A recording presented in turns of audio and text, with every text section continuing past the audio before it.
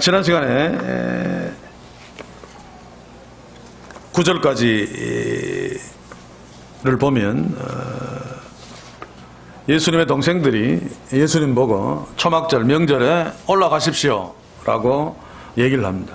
그게 무슨 부탁이나 그런 게 아니라 굉장히 경멸하는 투로 얘기하는 거죠.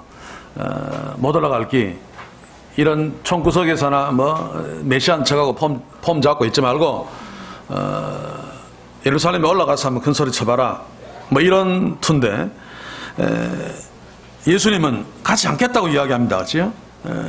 8절에 보시면 후반부에 명절에 아직 올라가지 아니하노라, 올라가지 않겠다는 이야기죠. 그래놓고 오늘 우리 10절에 보시면 그 형제들이 명절에 올라간 후에 자기도 올라가시되 나타내지 않고 비밀히 하시니라. 예수님이 올라가셨습니다. 분명히 앞에서 동생한테 올라가지 않겠노라 그래놓고 올라갔단 말이죠. 그게 바로 오늘 1번에서 질문하는 것입니다. 예수님은 그러면 동생한테 거짓말을 했는가? 아니면 거짓말이 아니라면 이 부분을 어떻게 설명할 것인가?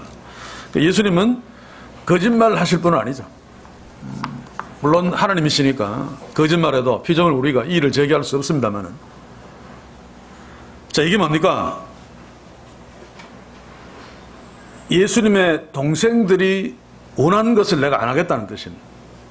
예수님의 동생들이 형한테, 예수님한테 요구했는 게 뭡니까? 예루살렘에 올라가는 것을 요구했다기보다는 그보다 훨씬 더 중요한 것은 공개적으로 올라가라는 거죠. 그렇죠? 메시아답게 공개적으로 올라가라는 이야기입니다. 그러니까 예수님이 그것을 안 하겠다, 내가 올라가지 않겠노라라고 하는 것은 네가 원하는 대로 내가 공개적으로 올라가지 않겠다, 그 말입니다.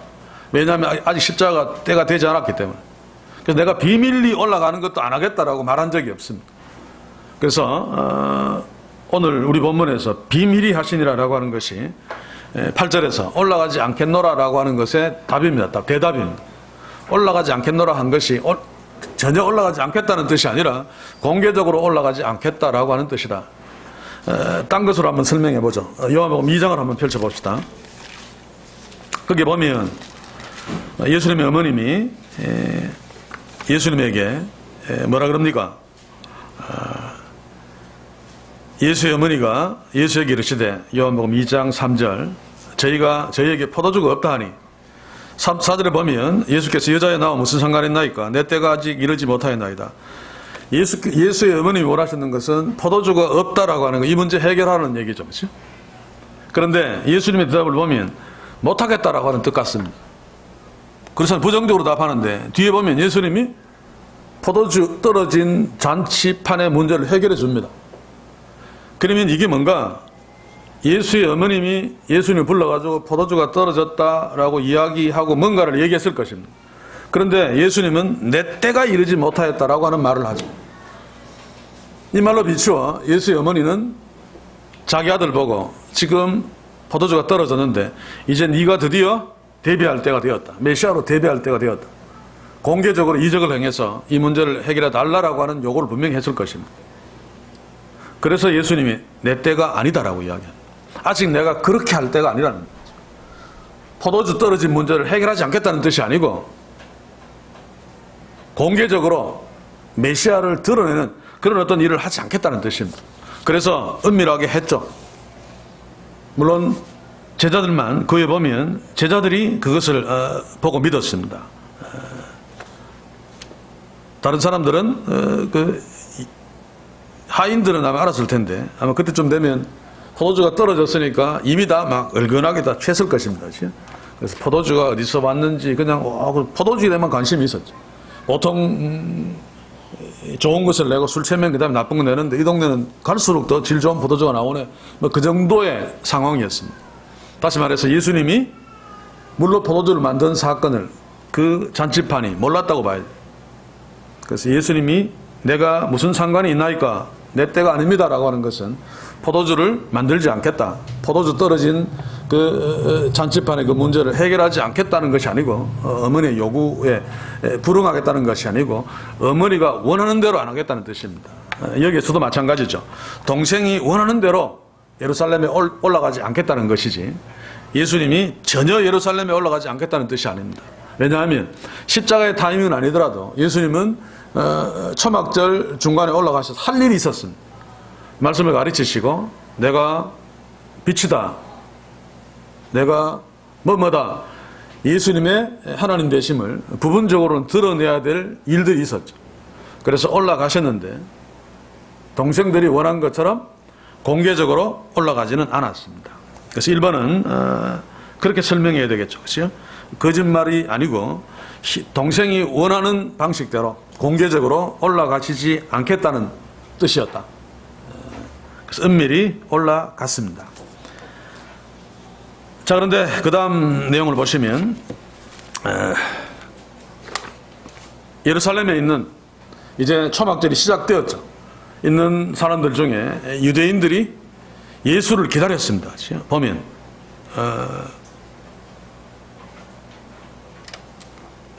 11절에 명절 중에 유대인들이 예수를 찾으면서 그가 어디 있느냐 하고, 여기에서 예수를 찾으면서라고 하는 찾다를 헬라 원문대로 보시면 집요하게 찾답니다. 그냥 이렇게 찾은 것이 아니고 구석구석 막 다니면서 예수님을 찾아내려고 했습니다. 그리고 그가 어디 있느냐라고 할 때 그는 일반적으로 그가 아니고 그 녀석이라는 뜻입니다. 굉장히 부정적으로 그 녀석이 어디 있는지, 어디 있니, 없는 것 같다, 찾아보자라고 사사시 찾고 있었죠. 자, 그 유대인들은 누굽니까? 유대 당국자들입니다. 그렇지? 예수를 찾아내서 뭔가 부정적인 어떤 부당한 그 무엇을 하려고 하는. 그리고 그 다음에 보면 예수께 대하여 무리 중에 수군거리면, 무리 중에 이 무리도 유대인들은 틀림없죠. 그런데 앞에 유대인들, 예수를 집요하게 찾는 유대인들과 뒤에 유대인들인 무리와는 다릅니다. 달라. 그죠? 제가 지금 그것을 2번에서 묻고 있습니다. 11절의 유대인들과 12절의 무리는 서로 동일시할 수 있는가? 만약 그렇지 않다면 두 그룹이 어떻게 다른지 설명해 보라. 제가 이 문제를 낸 하나의 의도는 요한복음에서 유대인들은 다 부정적으로 쓰입니다. 예수님의 대적자로 보통 그렇게 쓰입니다. 그리고 일반적인 호칭이나 좀 좋게 유대인들을 표현할 적에는 이스라엘인, 이스라엘 사람 이렇게 표현합니다. 요한복음 1장 47을 한번 보십시오. 거기 보면 예수님이 나다나엘에 대해서 이야기하는 부분이 있죠. 1장 47절, 예수께서 나다나엘이 자기에게 오는 것을 보시고 그를 가리켜 가라사대, 보라, 이는 참 이스라엘 사람이라. 참 유대 사람이 아니고 참 이스라엘 사람이다 라고 이야기합니다. 그래서 우리가 요한복음 읽을 적에 유대인 그러면 부정적인 어떤 관념으로 유대인들을 안 좋게 보는 시각입니다. 그렇게 아시면 좋겠습니다. 자, 그래서 이 유대인들은 예수님을 대적하는 그런 공동체라고 봐야 되죠. 유대 당국자는 아니라 할지라도 유대 당국자에게 속해 있는, 유대 당국자들을 선호하는 그들의 끈아풀인, 하여간 그런 어떤 무리들이고, 여기에 그 뒤에 무리는 초막절에 예루살렘의 명절을 지키러 올라가는 자들입니다. 여기에는 갈릴리 사람도 있을 거고 또 유대 사람도 있을 거고, 예루살렘 주변도 유대 아닙니까? 그죠? 유대 지역에서 올라가는 유대인도 있을 거고, 또 갈릴리 사람도 있을 것이고, 또 멀리 디아스포라 유대인들도 있을 것이고, 또 하나님을 경외하는 이방인들도 있을 것이고, 어쨌든 예루살렘에서 초막절을 지키려고 하는 자들의 무리. 그래서 앞에 유대인들과는 조금 구별할 필요가 있습니다. 자, 그런데 이 무리들이 예수님에 대해서 무슨 얘기를 했는가 보니까 예수께 대하여 무리 중에 수군거림이 많아. 이때는 이미 예수님이 유명인이 되었습니다. 그들도 명절에 올라오면서 그들의 이야기 주제가 예수님이 될 정도로. 요즘 세속에서 이야기 주제가 뭡니까? 한때는 승리였고 한때는 정준영이었는데 요즘은 뭐죠? 일본의 수출 규제 이런 것들이 이야기거리가 될 수 있겠죠. 이들이 올라가면서 예수에 대해서 이야기한 것을 보면 예수가 유대 당국자들뿐만 아니라 이제 일반 사람들에게도 관심의 대상이 된 것을 알 수 있습니다. 그래서 수군거리면서 올라왔는데 두 가지 의견입니다. 혹 좋은 사람이라. 이 좋은 사람은 하기였으니까 좋은 사람보다는 선한 사람, 다시 말해서 하나님이 인정하는 사람, 하나님 편에 있는 사람, 유대 당국자 입장으로 볼 적에도 좋은 사람이죠. 그렇죠? 선한 사람을 이야기하고, 또 어떤 사람들은 아니다 무리를 미혹해 한다, 미혹하다는 어그러진 길로 인도하는, 망하게 만드는 길로 인도하는 그런 자라고 하는 것입니다. 그렇게 두 무리로 갈려집니다. 그렇죠? 제가 3번에서 물은 것은 이 두 의견 중에 유대 당국자들의 평가와 같은 것은, 너무 쉬운 질문입니까? 무리를 미혹하는 자가 유대 당국자들의 평가와 좀 닮았죠. 그렇죠? 부정적이니까. 실제로 나중에 보면 그렇게 합니다. 성경 한 군데를 한번 찾아볼까요?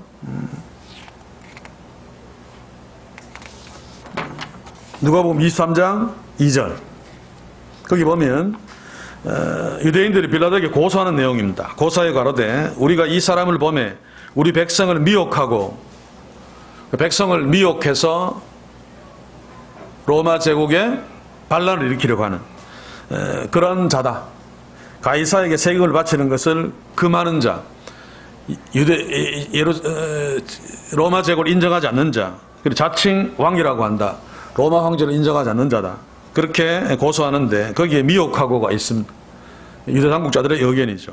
그리고 마태복음 27장 63절을 보시면 바리새인들의 평가도, 주여 저 유혹하는 자가 살았을 때에 말하되 내가 사흘 후에 다시 살아나리라 한 것을 우리가 기억하노니. 그래서 예수님을 유혹하는 자, 미혹하는 자로 그렇게 규정했습니다. 유대 당국자들은 혹세무민하는 자죠. 그죠? 요즘 우리가 이단들 보고 하는 얘기입니다.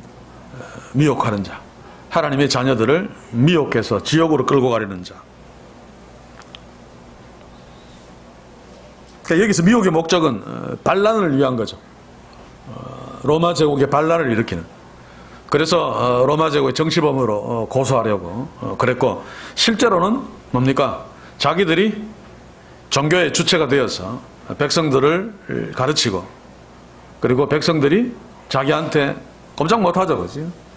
요즘 일반 교인들이 목사한테 꼼짝 못하듯이, 하나님의 종이니까. 그런데 웬 예수라는 놈이 나타나가지고 막 전하는데 그쪽으로 확 다가가서 자기들 체면이 말이 아닌. 그래서 예수님의 가르침이 더 올바른 놀라운 가르침이 아니라 미혹하는 거야, 이런 투로 이야기하는 거죠.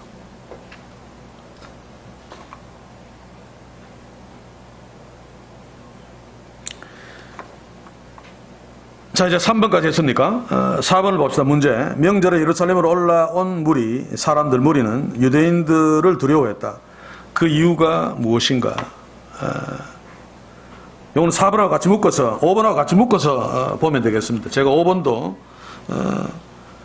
그러나는 헬라어로 쓰는, 흔히 쓰는 알라나 대가 아니라 좀 특이하게 멘토이를 썼다.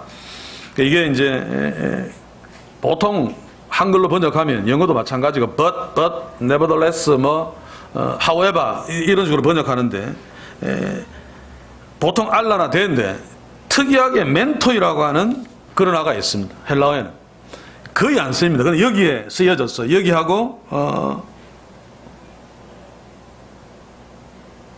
다른 곳에 또 한 곳에 제가 예를 하나 들었는데, 요한복음 12장 41절에도 보면 그러나라고 하는 거기에 쓰여있는데, 이걸 왜 쓰는가 하면, 그러나 뒤에 있는 내용이 정말 부당하다는 것을 강조하는 의도입니다. 그냥 그러나 해도 뒤에 내용이 부정적인 내용이면 부당한 것을 말하는 거죠. 나는 착한데 그러나 너는 나쁘다 그러면 뒤에 부당한 것을 말하는 건데, 멘토이를 쓰면 그것을 아주 강조하는 겁니다. 그래서 우리 성경에 보시면 그러나 유대인들을 두려워함으로 드러나게 그를 말하는 자가 없더라. 유대인들이 두려워하는, 그래서 대놓고 말하지 못하는 그 부분이 너무나 부당한 것임을 강조하기 위해서입니다. 자, 그래서 제가 그 보라색으로 쓴 거 답이 되죠. 그렇죠? 제일 뒷부분에 보시면 당시 유대 당국자들은 모든 유대인들이 두려워할 정도로 무소불위의 권세를 휘두르고 있었다. 특별히 대제사장 하나님이었습니다. 거의 하나님의 권세입니다. 마음대로 죽일 수 있습니다. 산에 있는 공의에 딱 모아가지고 예수님도 그래서 죽였잖아요. 자기 마음대로. 그러니까 일반 백성들은 두려워할 수밖에 없죠. 이게 맞는 소리인데도 말 못합니다. 예수님이 좋은 사람이다 그러면 혹시 유당국자를 듣고 기분 나빠서 나를 어떻게 할까? 이 공산주의에서는 몰라도 공산주의도 사실 괜찮죠. 사실은 잘못된 공산주의, 이북이나 독재 정권에서는 몰라도 여러분들은 잘 모르겠는데 우리는 그랬어요. 고등학교 때 선생님이 뭔가를 이야기하려다가 주번 저 밖에 복도에 이제 여름에 창문 중간중간 다 닫고 소곤소곤 박정희에 대해서 소곤소곤 이야기해요. 누가 들을까? 그런데도 한 달쯤 있다가 그 사회 선생이 없어요. 그 물어보면 그 중에 듣는 사람 중에 하나가 찔러가지고 날라간 거예요. 그런 시대에 살았어요. 이게 잘못된 거죠. 지금 요한은 멘토이라고 하는 접속사 그러나를 쓰므로 이게 너무 잘못되어서 라고 지금 이야기하고 있는 것입니다.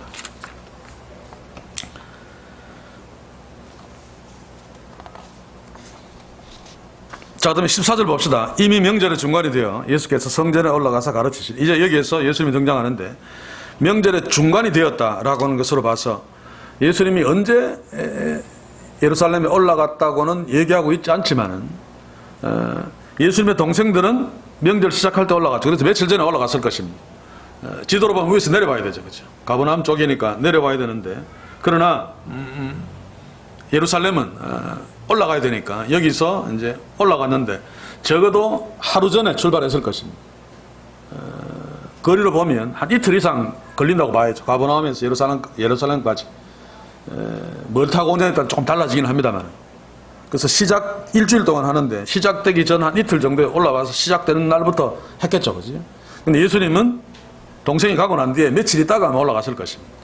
그래서 사람들이 샅샅이 찾았는데 못 찾다가 명절 중간쯤, 그래서 초막절이 3일쯤 지난 중간쯤에 성전에서 가르치는 모습을 이제 사람들이 보기 시작한 거죠.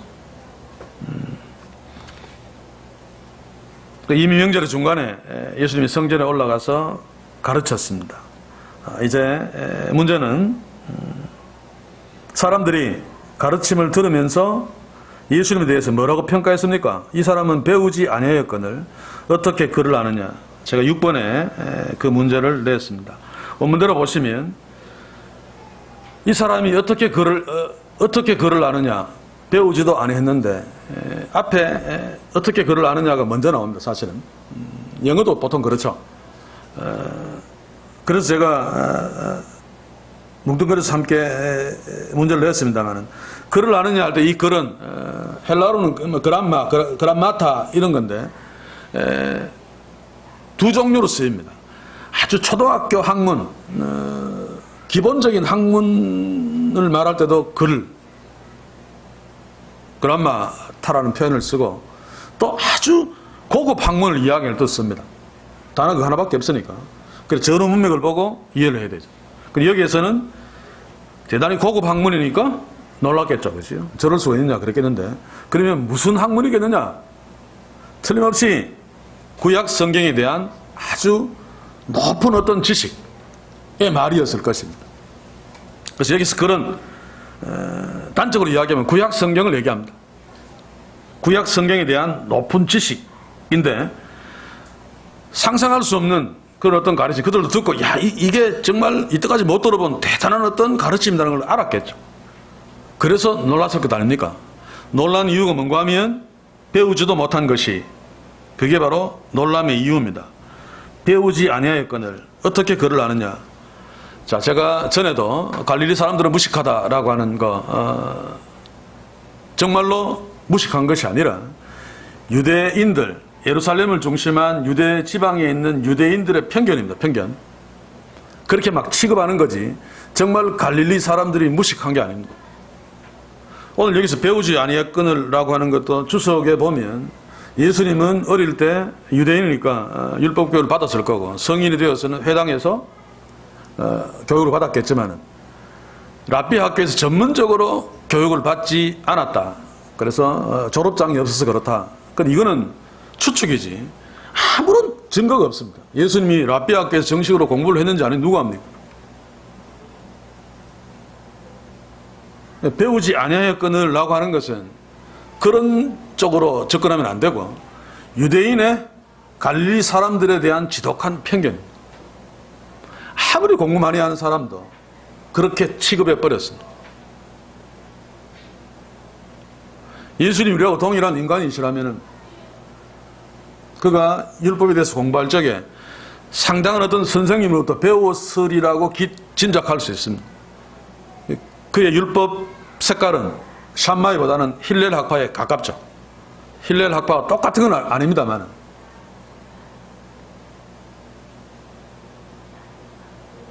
그분이 하나님이기 때문에 아무것도 안 배우고 막 다 안다 이렇게 상상하면 곤란합니다. 그렇지? 그러면 인간이 아니죠. 우리하고 똑같은 인간입니다. 그러나 그럼에도 불구하고 또 신적인 어떤 초자연적인 능력도 있습니다. 그것을 조화시켜 설명할 수는 없지만 어쨌든 예수님은 못 배웠다. 율법적으로 랍비학에서 못 배웠다. 이래서 배우지 않을 건 아니고 이 유대에 있는 사람들은 예수님이 공부했는지 안 했는지 모릅니다. 단지 한 가지 아는 것은 말투가 말은 하니까 갈릴리 사람은 단방합니다. 우리가 호남 사람 단방 알듯이. 요즘은 그런 편견이 없습니다만 옛날에 60년대 70년대 초에 그 호남 사람 전라도 사람 정말 인정 못 받았죠. 그렇죠? 굉장히 많은 어떤 비속어 부정적인 욕들이 많았습니다. 정치하는 인간들이 곧 조그만 땅덩어리에서 투표 더 많이 얻겠다고 동서로 막 나뉘어 서로 원수 만들게 만들었습니다만 지금도 그 편견이 그대로 있죠. 많이 사그러졌습니다만 굉장히 웃기는 겁니다. 경상도는 우수하고 전라도는 덜 우수하고 지금 또 호남이 더 우수하고 얘는 또 덜 우수하고 이런 식으로 얘기하는 그거 요 조그만한데 빤하잖아요. 그런데 예루살렘을 중심한 유대 지역이 사실은 훨씬 더 미개했습니다. 예루살렘 성전이 있기 때문에 종교적으로는 우수했습니다. 맨날 가서 제사 지내고 제사장들 많고 그러나 위에 갈릴리 지역이 로마 문화나 헬라 문화가 훨씬 더 많이 들어왔기 때문에 이는 예루살렘 성전이기 때문에 굉장히 배타적이어서 잘 못 들어오죠. 그래서 학문도 여기에 훨씬 더 많이 들어왔습니다. 이쪽에서 볼 적에는 쌍놈들이죠. 그렇죠? 이방 문화, 그리스 문화, 헬라 문화 가지고 들어가 막 건물도 막 우리로 치면 이방 신전 같이 막 지어놓고 근데 굉장히 좋죠. 저는 옛날에 그런 생각이 납니다. 우리 부친이 쌍끝들은 할 수 없어. 어느 집에 아파트에 갔다가 그 시대에 좌변식 화장실은 정말 보기 드물었습니다. 좌변실 화장실에 들어가서 볼일을 못 보고 그냥 나오셔서 집에서 얘기하는 겁니다. 쌍놈들이 좌변실 화장실에 앉는 거 누가 앉았는지 모른다는 겁니다. 여자가 앉아서 살을 이렇게 대다가 오르는 또 남자가 이거 안 된다는 거죠. 지금 생각하면 웃기는 생각 아닙니까? 그죠? 그때는 그 생각에 고개를 끄덕였어요. 유대 사람들이 갈릴리 사람들을 그렇게 여긴 겁니다. 잘 살고 또 학문적으로 훨씬 더 높습니다. 당시의 상황들을 기록들을 보면 랍비들도 위에서 더 많이 나왔고 유대 출신보다 갈릴리 출신 랍비가 더 많고 뛰어난 랍비도 갈릴리 출신 랍비들이 훨씬 더 유명한 랍비들이 있었습니다. 상대적으로 자기들이 우수하다고 생각하는 유대 지역 사람들은 굉장히 자존심 상하겠죠. 그래서 잡것들이 못 배운 것들이 정말 못 배워서 그런 것이 아니고 욕하는 건 편견은 편견. 지금까지 우리 한국에서 또 미국도 마찬가지입니다만 성경 가르칠 때 배우지 아니하였다. 예수님 못 배웠다. 속으로는 많이 알고 했어도 그리고 갈릴리 사람들은 무식하다. 어부고 이런 식으로 이해는 아닙니다. 잘못된 것입니다. 단지 유대 사람들의 오만한 편견입니다. 편견. 그들이 그렇게 한 것은 예루살렘 성전이 여기에 있기 때문에 종교적으로 하나님이 우리를 더 사랑한다라고 하는 그런 어떤 믿을 수 없는 믿음 그거 가지고 다 무시해버리는 거죠. 자, 그런데 예수님이 구약 성경을 이렇게 성전에서 가르치는데 놀랐단 말입니다. 그러니 야, 저 갈릴리 출신 저 배우지도 못한 것, 그리고 우리보다 종교성도 떨어질 텐데 하나님과 훨씬 더 덜 가까이 있는 놈일 텐데 어떻게 저렇게 가르침이 대단하지? 라고 기이 여기고 놀랐다는 것입니다. 이런 어떤 잘못된 편견, 선입관, 고정관념 우리에게도 있죠. 그렇죠? 한번 생각해 보십시오. 어떤 고정관념들이 있는가?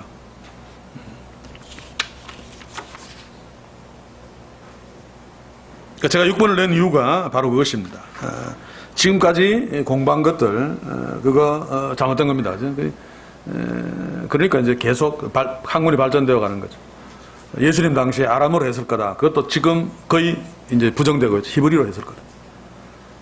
그러나 아람어로 번역한 성경이 있거든요. 근데 유대인들은 구약 성경이 없으면 안 되니까 저 디아스포라 유대인들, 히브리 말 못하는 사람들 아람어로 번역한 구약 성경을 갖고 있는 건 당연합니다.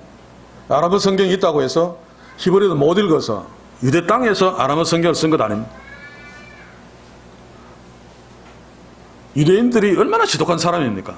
거기서 내려왔다가 히브리어 성경을 못 읽는 것을 알고 통탄을 했죠. 그죠? 그러면 금방 배워서 그거 회복시켜 놓습니다. 중간중간 성경에, 신약 성경에 이것은 아람어다라고 이야기한 것은 만약에 아람어로 썼으면 전부 아람어로 다 설명이 나와야 됩니다. 그렇잖아요. 특별한 것만 달리다꿈 소녀 일어나라. 그래서 유대인들이 히브리어를 쓰면서 특별한 단어들은 아람어를 섞어 썼는 거죠. 우리가 일제시대에 오래 있었기 때문에 한국말 잘하다가도 빠게스 닭강에 담아 닭강 빠게스 다 못나 요즘 사람들 못 알아들을 겁니다만 빠게스가 일본 말입니다. 닭강도 일본 말입니다. 그러면 닭강 단무지, 빠게스 물량동이 그렇게 해놓았다고 해서 유대인들은 아람어를 썼겠다라고 하는 추측은 말도 안 되는 거죠. 그렇죠? 오히려 아람어를 안 썼기 때문에 그런 번역들을 해놓는 것입니다. 아람어를 모르는 사람들이 알아들으라. 옛날 사람들은 알겠습니다만 지금도 거기서 아람어를 쓴다면 그런 번역 해놓을 필요 없죠. 이런 것들은 이 성경 교사들이, 목사들이 좀 열심히 공부해서 계속 바꿔 나가줘야 되는데 그냥 그대로 있으면 곤란합니다. 6번은 그렇게 하십시오. 다른 데 가서 이야기하면 틀렸다고 막 꾸중 들을지도 모르는데 안 틀립니다. 그죠? 자, 7번으로 갑니다. 예수님은 자기의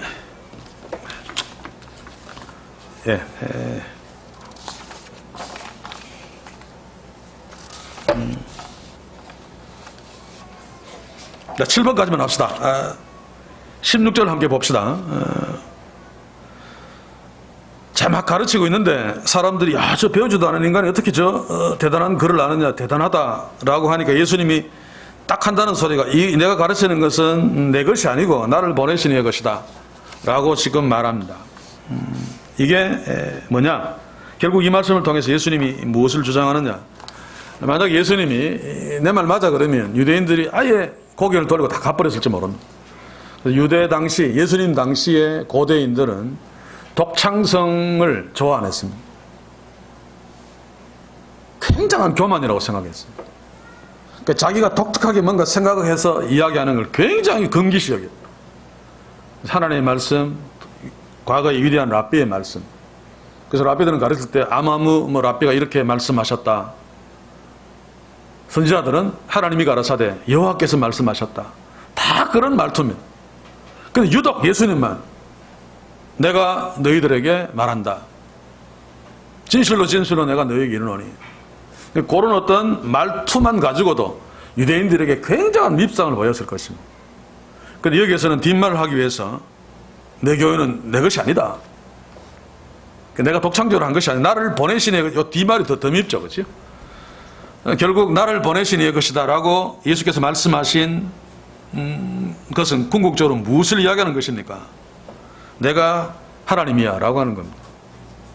그리고 이제 뒤에 계속 나옵니다만은 뒤에 17절 이하 19절 쭉 24절까지는 계속해서 유대 당국자들, 유대인들을 욕하고 있는 겁니다. 책망하고 있는 겁니다. 내가 지금 너희들한테 말하는 거 나를 보내시니 하나님께로부터 받은 거야. 내가 하나님께로부터 온 자야. 그래 놓고 이제 상대방을 간접적으로 계속 공격하는 거죠.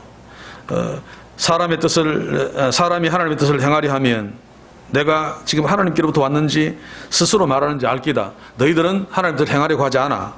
또 스스로 말하는 자는 자기의 영광을 구하되 너희들은 자기의 영광을 네 영광을 구하고 있어. 계속 그렇게 책망하고 있는 것입니다.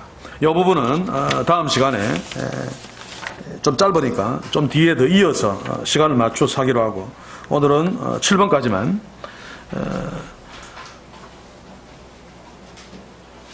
하겠습니다. 이게 한 가지 우리가 기도합시다.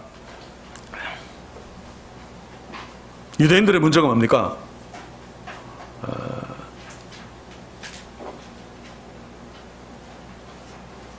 15절에서 약간 살필 수 있죠. 이 사람은 배우지 아니하였거늘. 이 말은 지독한 편견인데, 그 편견이 어디서 나왔는가 하면 예수님이 갈릴리 사람, 나사렛 사람이라는 데서 나온 것입니다. 그리고 예수님의 외모도 이사야서나 이런 것들을 염두에 두면 굉장히 보잘것없었을 것입니다.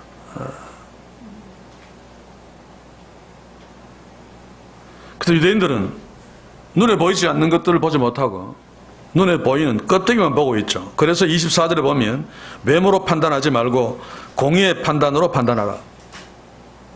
이게 마지막으로 그들에게 쏘아붙이는 욕입니다. 욕. 등신들아 라고 하는 거죠. 왜 너희들은 껍데기만 보니 속은 왜 볼 줄 모르니? 한국교회가 우리가 그럴 수 있습니다. 전부 겉만 보고 하나님의 사랑, 하나님의 축복, 부흥 이런 거 다 그냥 결정해버립니다. 어떤 교회든지 목사님이나 성도들이 이런 고민하는 거 들어보셨습니까? 우리 교회는 2년 만에 1000명 모이는데 정말 구원받은 사람이 몇 명일까? 그것 때문에 고민하는 사람 봤습니까? 정말 중요한 것은 그것이거든요. 그건 눈에 보이지 않습니다. 우리는 연약한 인간이기 때문에 어쩔 수 없이 눈에 보이는 영향을 받을 수밖에 없습니다. 본능이죠. 막 다찌그러졌고 막 초리하고 냄새나고 막 이런 사람하고 잘생겼고 돈 많은 것처럼 보이고 굉장히 점잖고 막 선하게, 이 사람 더 마음에 끌리는 건 당연하지 않습니까? 그죠? 그걸 완전히 무시하자는 얘기가 아닙니다. 당연한데 이런 것 때문에 하나님의 뜻을 놓치지 말자는 겁니다. 하나님의 뜻을 왜곡하지 말자는 거죠. 그러면 외모를 보고 판단하는 것에서부터 자꾸 그것을 극복하려고 애를 써야 됩니다. 눈에 보이지 않는 어떤 것을 보려고 애를 써야 됩니다. 막 보기 싫은 사람들의 뒷면을 봐야 됩니다. 더 중요한 것은 이 사람이 하나님을 봐야 됩니다. 다시 이야기하면 하나님의 시각으로 봐야 되는 거죠. 하나님은 이 사람을 어떻게 생각할까? 우리에게도 유명한 책이 있습니다. 예수님이라면 어떻게 생각하실까? 이게 안 되니까 진리가 왜곡되고 십자가는 그냥 무차별하게 무너지고 말죠. 겉으로 보기에 형편없는 것입니다. 나는 정말 바울이 이야기했던, 베드로가 이야기했던 썩어질 것이 아닌 정말 눈에 보이지 않는 그 중요한 것을 보고 소유하고 또 추구하며 따라가고 있는가? 진지하게 한번 질문합시다. 그렇지 않으면 여기에 잘났다고 하는, 하나님 제일 잘 믿는다고 하는, 나는 천국 아랫목에 있어 라고 하는 이 사람들과 전혀 이 사람이 훨씬 더 낫죠. 유대인들만큼 종교성이 뛰어난 사람이 어디 있습니까? 율법 하나 지키는데 목숨을 걸었습니다. 깨 한 사발 농사 지어가지고 하나님께 11조 정확하게 바치려고 깨를 싹 카운트 해가지고 10분의 1 다 이거 바친. 요즘은 그렇게 하면 바보라고 할지 몰라도 요즘도 신앙 좋고 믿음 좋다 다 이런 걸로 평가하잖아요. 겉으로 드러난 것을 무시하라는 얘기가 아니고 그 속에를 봐야 된단 말입니다. 겉으로 드러난 것이 위장 위선일 수 있다는 거죠. 훨씬 인간에게는 가능성이 높습니다. 그래서 그것도 신앙 좋아 보이는 사람을 무조건 불신하는 것은 아닙니다만 저는 일단 세강력 끼고 봅니다. 개인적으로는. 모든 사람들이 저 사람 믿음 좋고 칭찬하면 저는 생각 다시 합니다. 어떻게 이 사람들이 알았을까? 신앙 좋은 거 안 보이는데 어떻게 알았을까? 저 사람 기도 많이 하는 거 어떻게 알았을까? 이상하지 않습니까? 24시간 같이 따라다니는 것도 아닌데 그게 자기 안에도 있을 수 있습니다. 이거 극복하려면 하나님 앞에 서야 되죠. 계속 말씀 앞에 서서 하나님의 마음, 하나님의 시각으로 사물을 보고 또 나를 보고 그것으로 이해하려고 애쓰는 그런 또 시각들이 자라날 적에 자기의 이기심, 위선, 편견, 죄성마저도 뛰어넘을 수 있습니다. 우리에게 참 많은 것이면서도 우리는 성인이니까 연기를 할 수 있으니까 잘 감출 수 있는 것이기도 하고 그럼에도 불구하고 또 개인적으로 어쩌면 가장 큰 고민이 이것일지 모르겠습니다. 내가 가지고 있는 편견 그리고 눈에 보이지 않는 것들을 보지 못하는 저는 오늘 이것을 놓고 함께 기도합시다. 예수님이 유대인들을 계속 다음 시간에 보겠습니다만 계속 지적한 것이 그것이고 끝까지 못 봤기 때문에 하나님의 아들인 예수님을 십자가에 매달았습니다. 우리도 어쩌면 한국교회는 그러고 있습니다. 하나님이 주신 진짜 축복 그거 이런 것도 축복이라고 이야기하나 막 거기 다 똥칠해가지고 쓰레기통에 다 막 버리면서 마귀가 준 것들 감사합니다 감사합니다 하고 막 끌어안고 살지 몰라요. 생각해보면 굉장히 두렵지 않습니까? 이 시간 함께 하나님께 엎드려 기도합시다. 주여